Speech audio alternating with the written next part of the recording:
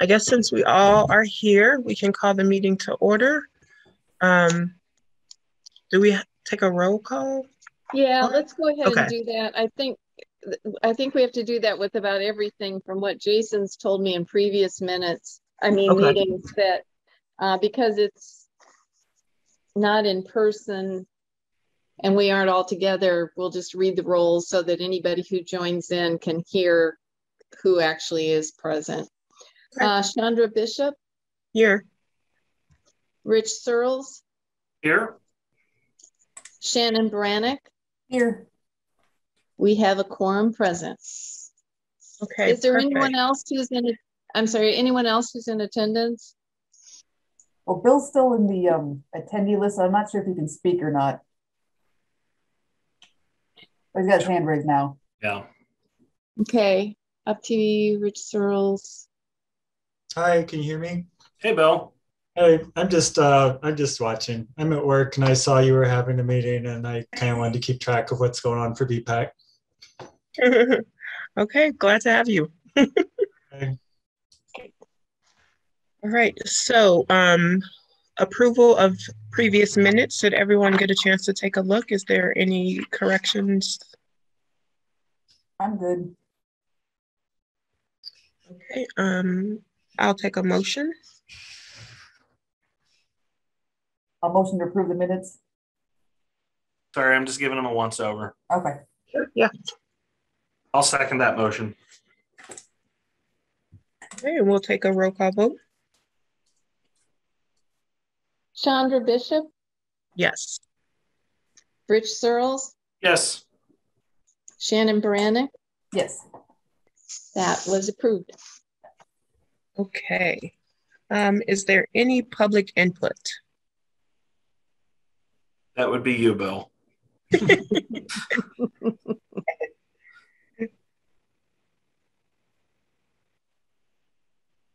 I guess not. Okay. So moving on to unfinished business, discussion of an update on parking for 200 South Vine. So I did inquire about the leasing or rental of the parking spaces across the street at Lincoln Square. And I think I sent you all that email, or Barb sent you that email that I forwarded on to her. I don't know how far we want to go into it. Let's see, I'm rereading the email, 1 second. Plot 24, they mentioned that again, but I think that's the one that Brian had said was too far. And if we wanted to move forward and looking more into the parking spaces at Lincoln Square, we can reach out to Jim Webster to determine if the spaces could be used for this purpose. And if so, if there'd be an amendment to the agreement. So that would be the next step. And I didn't know whether or not the commission wanted me to contact Jim Webster to figure all of that out, touch base with you all first and see. So my concern with parking in the Lincoln Square lot is pedestrians crossing the street. Mm-hmm. Right. You know, there's the traffic is not insignificant on Vine Street there. I know Shannon at one point had suggested maybe looking at some neighborhood-based parking that would be easy walking distance. I don't know if Shannon, you had a chance to do that or not. If I had to pick between the two, I'd pick the neighborhood parking, but that's me. That's where I'm at. One of the things on my docket is to take away the 2-hour parking in the vicinity. Since that requires notifying everyone who lives in that vicinity, we didn't have time before this meeting because Barb has to send out a metric ton of notifications on that. So it is still on my list of things to do. We just couldn't squeeze it in for this one. And right now, like I've driven through there many times. I don't see, there's probably not gonna be many objections. There's not a lot of parking used anyway. The one concern maybe with the county folks who park next to Line at Oil Change, figure out it's free, maybe they'll start infiltrating the neighborhood, but they get their own lot, so I would assume they'd stay in it. I don't know. So what do you think, Chandra? I think we tell 200 Vine that we're opening up the parking on the street for them. And we can try and see, give that a test run and see how long or see how well that works out. And if the courthouse people start creeping over, then, we can address that when we come to it. But yeah, I would say let them use the street parking around the area for now, because it doesn't seem like they need that much space anyway, because Brian was saying only a few parking spots would have been needed. So if we open up the street parking around, maybe that will relieve some of the parking congestion over there. Yeah, of course, the price is better too. Yeah, exactly. So I say we just stick with that. If we can just let Brian Dunn and 200 South Vine know that, whenever Channing, the neighborhood is notified, we can send them a notice or saying, feel free to park on the street now. 2-hour parking is removed. You just can't park on, that side we put no parking on. Right. And Brian's pretty good about communicating to the residents, so we could probably just tell him and he can disseminate as needed, because we got a bunch of return letters for people in the neighborhood who insufficient address or wrong address. So he would probably be the best to tell at least the residents in the building. So. Okay. Yeah, Brian's super easy to work with. I've worked with him a couple times on a couple different things. So I think he's just looking for a little relief on the parking front. And if we can offer it to him, that's great. So I'm sorry to interrupt. So this will be for next month's meeting then, that we'll notify those in that area about the possible removal of the 2-hour parking restriction, and then it'll be on next month's agenda. Yeah. And then go to council. Is that correct? Am I understanding correctly? Yes. Okay. Because Lord knows I love going to council.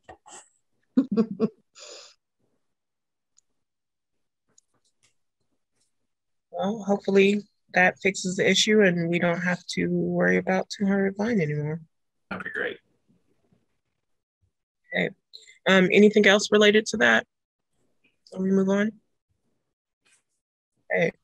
New business, discussion of speeding on Illinois Street near Birch Street. Yeah, so we had your fellow councilmember Chris Evans, and I believe one other resident wrote in about speeding on Illinois. I deployed the speed trailer. He said the dates. Did I not write that down? September 13th through the 20th. Since there's only parking on one side of the street and there's not a lot of parking on the other, I was only able to do the eastbound traffic. And there's been a request for a stop sign at Illinois and Birch. We don't put those out for speeding regardless, but I did put the trailer out just in case, like, there was a lot of speeding and I might have to be, hey, Rich, can you do step enforcement? There was not a lot of speeding at all. 90% were doing 30 or less, 99% were doing 35 or less. So, and the top speed was 56. There was one recorded instance out of 15,000 vehicles. So it's nothing I would bug UPD about. It's just not, there's no evidence of a lot of speeding. And since it's such actually a low volume road compared to neighbors, people tend to notice like the one person who freaks out because it catches their attention. So basically my recommendations were speeding is not a concern. I'm not asking for step enforcement. I do have it on my list of future traffic calming areas to try out. I still have to create traffic calming policies in order to do that. But it is on the list along with Washington. So pretty much it's a non-starter. Tim just wanted me to give an update on it since we didn't get it from a council member. And in future traffic commission meetings, I might just give a speed trailer update on any that I deployed in case there's anything of notice, just kind of keep people in the loop. I've started a spreadsheet on all of them to get some data points. So, yeah, if I might be so bold, let me add a couple bits of information in that I think will be good for the group. Number one, because of our change in traffic enforcement with the traffic stop pilot program that we're doing right now, the places that we put step really are focused on reducing traffic accidents, and that's not an area where we've had a problem with traffic accidents. So it wouldn't qualify for a step program.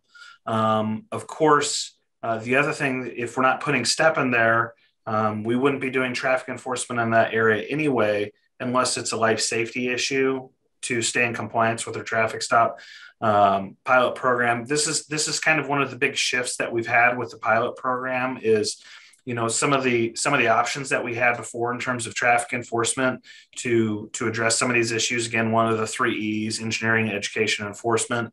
We've sort of taken that enforcement option off the table in some of those places. It's kind of that middle ground where we lose a little bit of traction. So now that being said, if we have something that we think it is a life safety issue, that is certainly something that we can put that information out to officers. But those things are so hard to see. Shannon, you and I have talked about this before. If you've got 15,000 vehicles and one is going 26 miles an hour over, it's tough to catch that one person, right? Mm-hmm. You have to be right there. You have to be, parked. You have to have the radar gun out, right? Like it's just really difficult to do that enforcement. So there's different strategies that we can employ. The speed trailer is one of them. One of the things that I think we should consider, maybe as a traffic commission, maybe it's an engineering thing or a public works thing, is maybe we need more speed trailers, right? If we're committed to the traffic stop pilot program and we're using the speed trailer more and more, maybe we need more speed trailers, because that speed trailer that public works has is old. I mean, that money was purchased with, I think, grant money that the police department got, and it's probably, I don't know, 7, 8 years old. So we're probably getting to the end of its useful life anyway, but it would be nice if we had a couple trailers, mm-hmm. right? I mean, Shannon, I sent you a thing the other day from that gentleman up on Tremont that I talked to, right? And so we get those complaints all the time. Hey, people are speeding. And sometimes it's just to kind of slow people down a little bit, just kind of remind people, and those do a great job. So I just kind of want to throw that out, that we've kind of created a new dynamic, right? With a bunch of different things that we're doing, and some of the traditional options aren't necessarily on the table. I wonder, because the speed trailer, because I do actually have a list in my office that you can't see that I'm pointing to. And if we had more, I could actually get through the list quicker. And I wonder you could be proactive. You could put them out in some other places that we already know are issues, right? We could put them out on University Avenue. We could put them out. I mean, you name the spot. We could put them out proactively. And I wonder, so we have the $2 million, the equity and quality of life money. Well, granted, right now it's kind of geared towards like sidewalk projects or installing streetlights. I mean, if the trailer is a reasonable amount of money, I wonder if this actually might be something to help slow down traffic.